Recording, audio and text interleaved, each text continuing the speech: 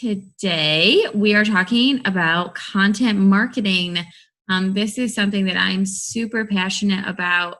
So I hope it excites you. And it's definitely something that all of us as marketers can use during this time to kind of propel us forward. So why don't we get started? I'm going to share my screen.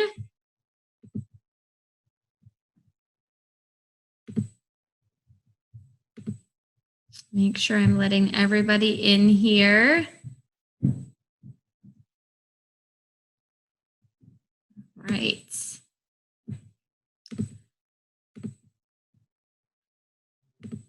Okay, so first and foremost, I just wanted to say welcome back to all of you. I know it has been a crazy couple weeks, and I'm sure that now you are officially back to work. Things have gotten just a little bit crazier. So we appreciate you being here with us today. I know you're busy. I know you have a lot going on, but we are thankful for your time. As I mentioned, today it's all about content marketing. So I'm going to start out giving you kind of a quick update as to what we are seeing as it relates to COVID-19 and the mortgage industry. I finally have some good news to share about that, which is exciting.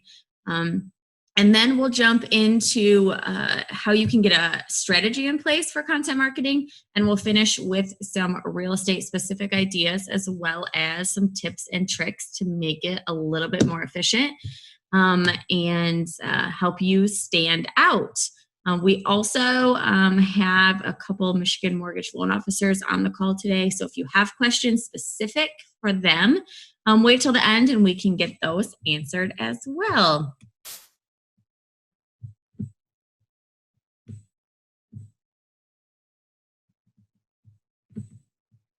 All right. So as I mentioned, generally speaking, if we look at some of the statistics and what experts expected, COVID-19's impact on real estate has not been as bad as everyone sort of anticipated.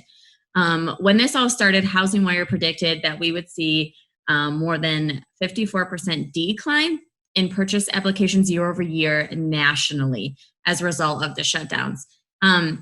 And so far, we have sort of peaked at 35% year over year. And since the disease has really hit the United States, we've been averaging a 25.6% year over year decline. And if you look down at the quote below, applications have been down 11%, 24%, 33, 35, 31, and 20% in the previous weeks.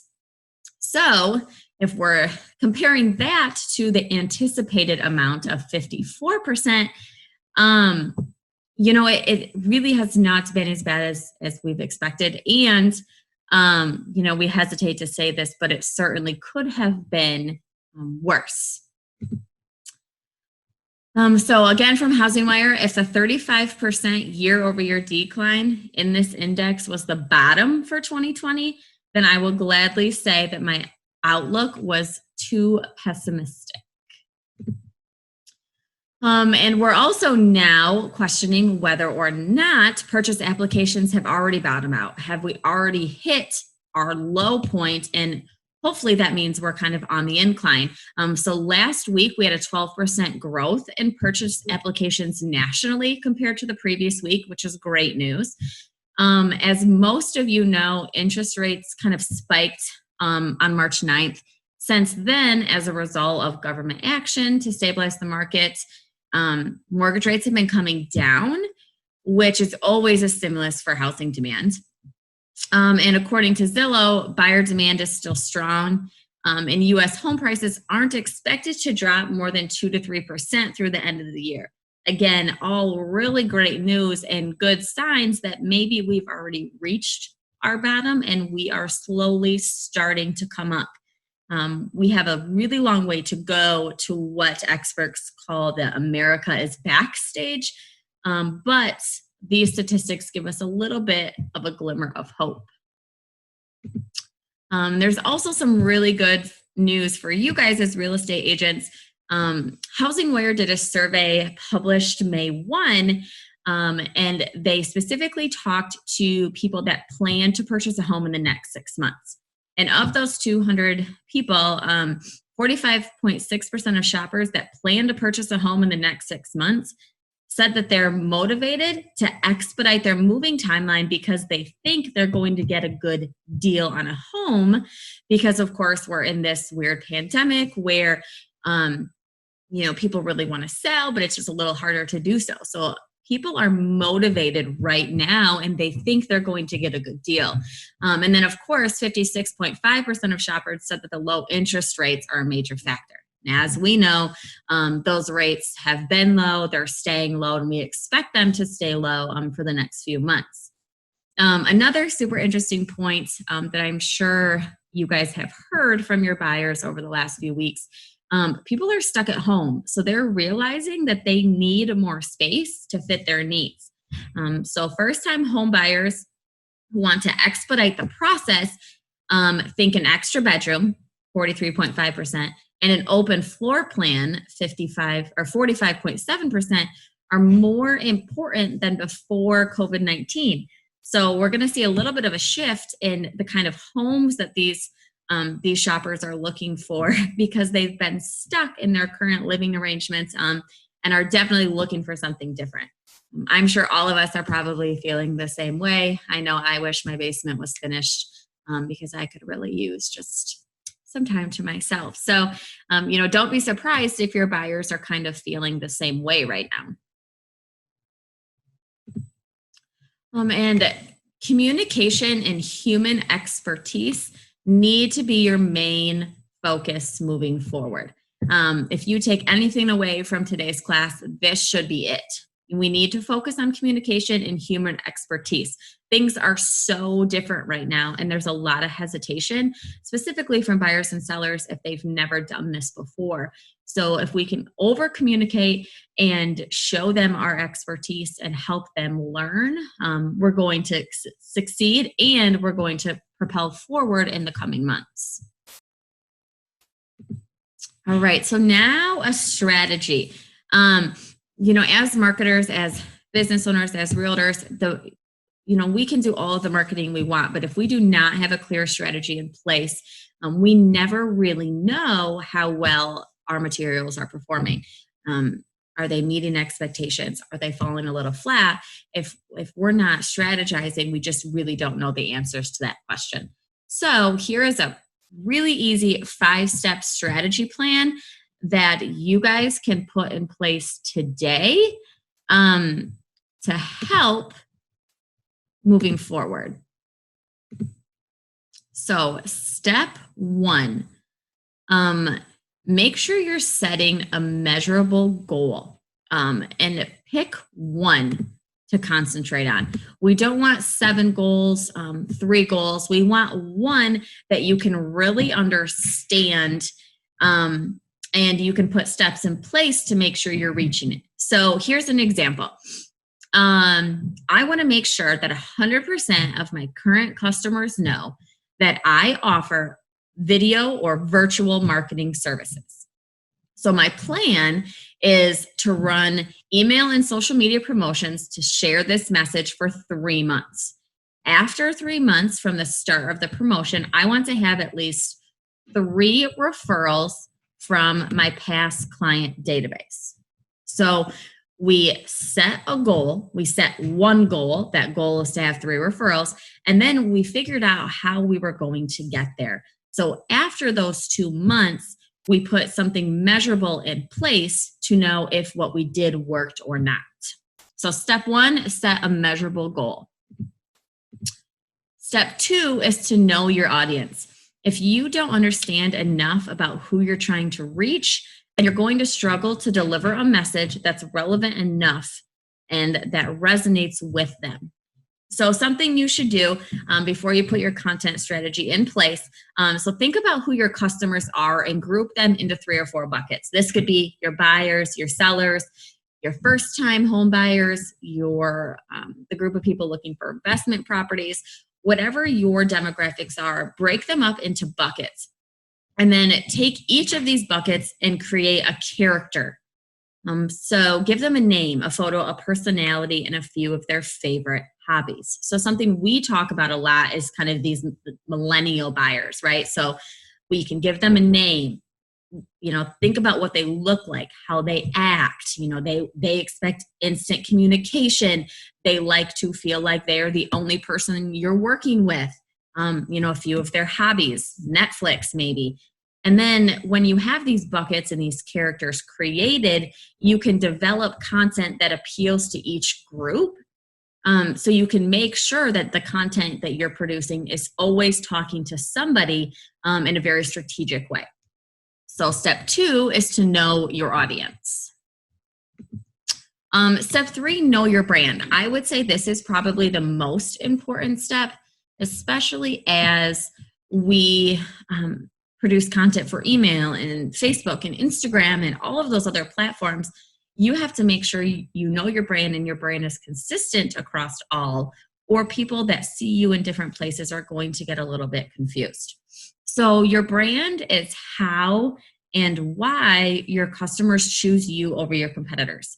It's essentially your company's personality. So this is something that's worth defining clearly. Ask yourself, what do I stand for? What are my strongest character traits? And how does this translate into your presence? So from the images you use in your website to the language you use in your emails, it should all be clearly defining your brand. So one of the best ways to answer these questions is by actually getting out and speaking directly to your customers. If you have some downtime, I'm sure right now things are just crazy and you're trying to manage everything, but reach out to them, ask them, call, email, especially those people that you have long-term relationships with or they're repeat customers. You're doing something right and you've earned their trust. So ask them why.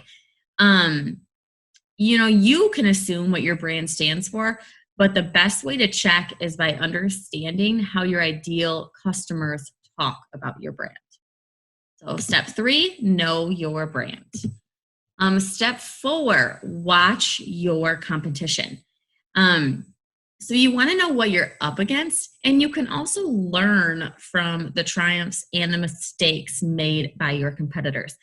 Get inspired by their wins and use your differences to highlight what's unique about what you're offering. Oftentimes, we actually look at mortgage companies in different parts of the country. We out west, maybe down south in Texas, just to kind of see what they're doing, what's working well for them. And we take that information and kind of redevelop it into what's going to work best for Michigan and our audience. So you want to make sure you're analyzing your 3 different groups of competitors. One is obviously your direct competitors, brands that offer the same exact services as you. But you also want to look at, your indirect competitors. They may offer different products and services, but they're essentially competing for the same space and the same budget as you. And also look at your comparators. So these might be businesses that have a similar look and feel, but they also target your competitors. So we, as a mortgage company, may be considered a comparator, right? So you can look at kind of what we're doing and change it, reestablish it for a more real estate message compared to the marketing or the mortgage message that we're often sharing. So step 4, watch your competition. Step 5 is to get ready to measure. So in step 1, we said we wanted to set a very measurable goal. So step 5 is really making sure that we're committed to actually measuring that goal. So having brilliant ideas for how you drive traffic, build awareness, grow your customer base, that is just the beginning. So we need to know what's performing best. So we need to track our progress, and we need to make sure that we're adjusting our plan based on what's performing and what's not. If something is not working, it is okay just to let it go. we need to focus on what is working and what's propelling us forward instead of wasting time on the things that may be holding us back. So some measurables you can look at specifically related to social media and your website. Views, how many views is your post getting? Engagement, likes, comments, and shares. As we know, specifically related to social media, engagement is what Facebook likes to see. So the more likes, comments, and shares you get, the better you typically perform. We also want to look at clicks to your website or your blog. If you're posting a new listing on social media or a blog post, how many people are clicking on that post and going back to your website to learn more about you? And obviously, one of the ones we're all hoping to get is new leads. So before you start any campaign, familiarize yourself with the important metrics associated with your goal. If you're starting a social media campaign, identify what those metrics are that you want to measure, and then set a benchmark so you know if it worked or not. So step 5, the final step, is get ready to measure. Any questions so far? That's a lot of content, which I felt was appropriate since we're talking about content marketing. So there's a lot of information here. We are recording, so I'll send you all the playback, and if anybody needs the presentation, feel free to reach out to me and I can get that over to you as well.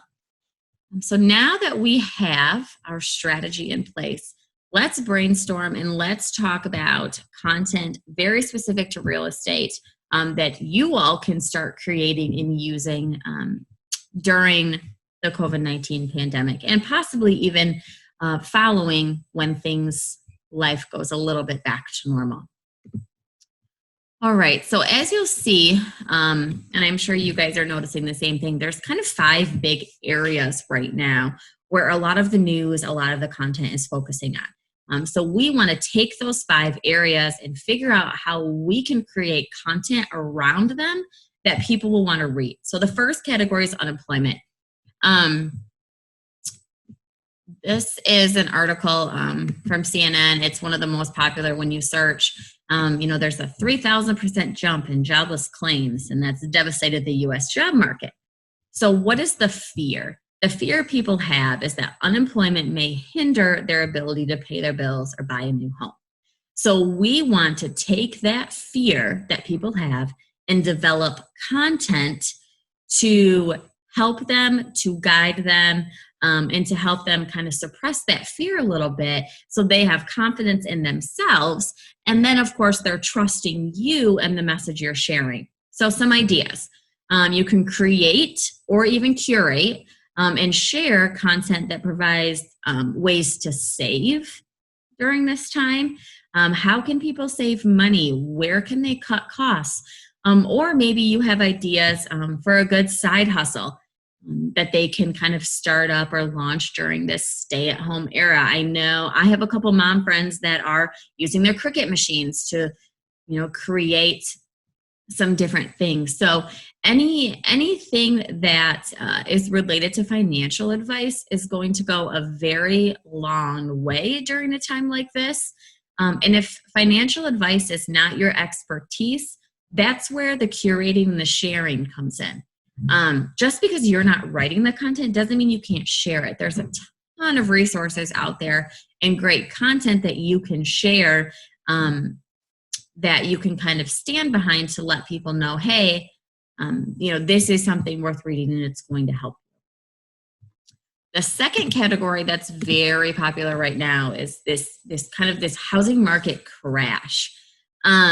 So the least crazy sounding article I could find that's kind of trending right now is that U.S. mortgage rates fall while housing market grinds to a halt. So what's the fear? The fear, 14% of millennials said fear of another housing market crash was their biggest non-financial hurdle to home ownership. So we certainly don't want to share articles that are talking about this housing market crash and focusing on all of this really negative things. But there is an opportunity here for you guys to have some leadership in response to these fears. Share market updates, focus on the positives. And if things are negative, explain the trends and explain that we all are super hopeful that this is very short term. And a lot of the things that we're seeing from the mortgage standpoint is that actually the housing market is going to bring us out of this pandemic recession. So focus on the positive things and share market updates so people know that good things are coming in and they are happening. So the third area, and this is an area that at Michigan Mortgage we're focusing a lot on right now, is small businesses. So we're seeing so much information out there.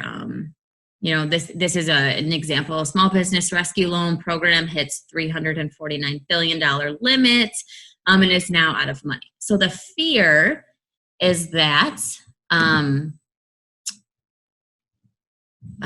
historic unemployment and pressure on small businesses has forced many people to rethink their financial plan. I'm sure you guys are seeing a ton of this happening. We are as well, obviously, in the mortgage world, where we're having to talk to people who have lost their jobs or gotten laid off, and maybe that changes their plans. So ideas for content. Share resources related to understanding the government programs that are in place and how those can help small businesses. And since we know that a lot of those government programs in place aren't going to cover everybody in need, make sure you're sharing ways with your audiences, sharing ways that they can support local businesses. What can they do to help? A few weeks ago, we created what we called a 5-week challenge, where every week we challenged our audience to do something different to support local. Maybe that was purchase a restaurant gift card, shop online at your favorite local retailer, order takeout, any of those things that you can do to show that you're supporting other people that are struggling right now. That's going to set you apart, and that's great content. And that's going to work well on all platforms, and it's really going to get you that good engagement. And again, share more tips on general financial advice. So we have a question. Carrie says, do you have some good sources for sharing great visual charts regarding the market? Carrie, a lot of the services that we use are paid services that focus more kind of on the mortgage side of things. But so for real estate specifically, I know that sometimes NAR puts out some pretty good stuff. Housing Wire, you might have to sift through as they put out a lot of different content, some real estate, some mortgage, but they usually have some pretty good stuff. So typically if I'm looking for something, I'm just maybe doing a quick Google search. But if anybody else has ideas for Carrie or suggestions, we'd love to hear from you, or, use the chat feature. So the fourth category that people are talking about right now is virtual home shopping. So here's an article that laid it in the top 10 on Facebook. So from virtual showings to online notaries, the home buying process is finally going digital. So the fear, so there is a huge gap in consumer education related to virtual home shopping, and a market opportunity to bring leadership to consumers and potential partners. So again, this is going back to what we said in the beginning, that communication and human expertise should be your main focus right now. So to help kind of curb this fear, we need to make sure we're closing that gap and we're taking the time to educate our potential customers. So here are some ideas. Consider going live with exclusive home tours and invite prospective buyers. I assume at this point, a lot of you are doing that. So great job. But also make sure that you're sharing content and how the home buying process works during social distancing. So focus on closings. What's going to be different if somebody purchases a home and closes during the pandemic? How is the appraisal different? How is the mortgage process different? There are so many different areas that people have questions on that you can cover. And if you do one a week, you easily have content for 5 or 6 weeks there. Make sure you're scheduling Zoom happy hours and home buying courses. Any way where you can answer the same questions for a larger group is obviously going to make things a little bit more efficient for you.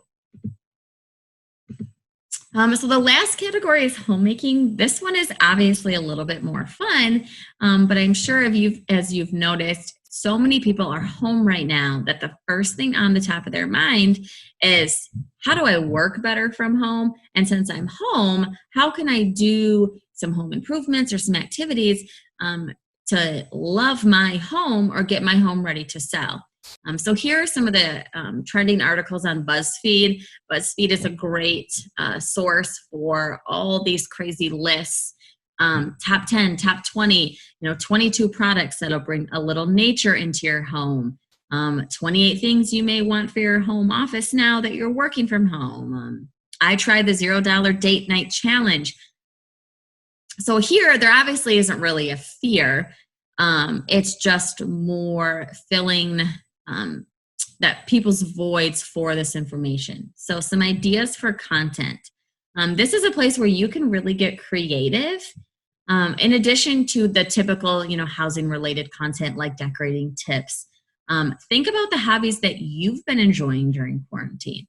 And depending on your own personal brand, your personality, your values, your activities, make a list of the ones that you can share with your audience that will connect the two of you in this really weird time. So this kind of lighthearted content can remind everyone to take a little breather and that we're all in this together. All right, so now that we've gone over the strategy, we've gone over some very specific real estate content ideas. Now I wanted to share just some basic tips and tricks. This will help answer some of the questions that we get asked more often as it relates to marketing. And hopefully you guys can take these tips and implement them in your strategy and really get a sound plan in place. So the first tip, we talk about this often when we do these classes. We mention this almost every time. So choose which social media networks to use and which ones to ignore. You guys are one person. You cannot do everything. So you need to pick the social media networks that are working well for you and really dive in and focus on those networks and ignore the rest. We're talking quality over quantity when it comes to social media. For us at Michigan Mortgage, Facebook is our primary social media network. And then Instagram and YouTube are kind of a little bit secondary for us. And then we also are on Google My Business and LinkedIn. So again, even if you tier them in that way where this is my main focus, my number one priority, and I'm going to fill my free time with the other two, at least you're identifying that and you're learning more about your business and what's working and what's not working for you. So here's a really great graphic that explains 6 types of content that drives the most engagement. We're talking about content marketing today, so this is a really great one to take a picture of, to screenshot, to save when you're kind of in a lull and you're looking for ideas. Focus on entertainment, viral videos, puzzles, contests, giveaway, inspiration, quotes, facts, success stories. Education, this is one area at Michigan Mortgage that we have probably put above the rest. And during a time like this where there are a lot of unknowns, make sure you're sharing informative blog posts or tips and tricks and industry research to help educate your buyers and your sellers. Have conversations, ask questions, fill in the blanks, caption this photo. Make connections. Show people what you're doing behind the scenes. Feature some of the different members of your team or some of your customers that you've enjoyed working with. And then lastly, don't forget to put in a little bit of promotion. You've heard us harp the 80-20 rule before. 80% of your content should be educational, should be about your audience, but there is still room for you to share some promotion. Talk about some of the different things you're doing during this time, maybe some of the incentives you're giving people. I know, the insurance agent that I personally work with, he's donating a certain amount of money to various charities for anyone that sits down and gets a quote through him. So those sorts of things, if you're offering those incentives, make sure you're promoting yourself because it's certainly warranted. So I would say, as the marketing director at Michigan Mortgage, this is the question that I am asked most often. So what is the best time to post? So I found this information for Facebook and Instagram, since those seem to be the two platforms that we see realtors using most often. So on Facebook, Tuesday is the worst day.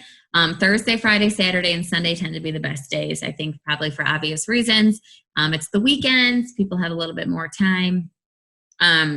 During work hours from 1 to 4 p.m., that's the best time to post.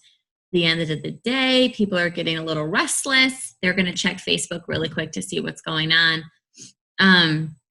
Facebook users browse on their desktops and check Facebook during their downtime at work. So keep that in mind. Obviously during dinner time, I assume people are focusing on their families and less on their phones. So if you can create content and share it during 1 to 4 p.m., try it out and see how it works for you. And then, of course, Instagram, the worst day is Sunday. And the best days are Monday, Wednesday, and Thursday. So it's a little bit different for Instagram. That's probably because there's less information, whereas Facebook is very information heavy and Instagram is very visual. So people get on Instagram during their lunchtime, 11 a.m. to 1 p.m., and then after work, 7 p.m. to 9 p.m. And Wednesdays get the highest level of engagement. And of course, Instagram is a mobile platform. So most people aren't picking up their phones during the workday to access information. They're using their desktop, which is where they'll find Facebook. So I know I use Instagram at night before bed if I can't sleep. And I think a lot of people probably do the same.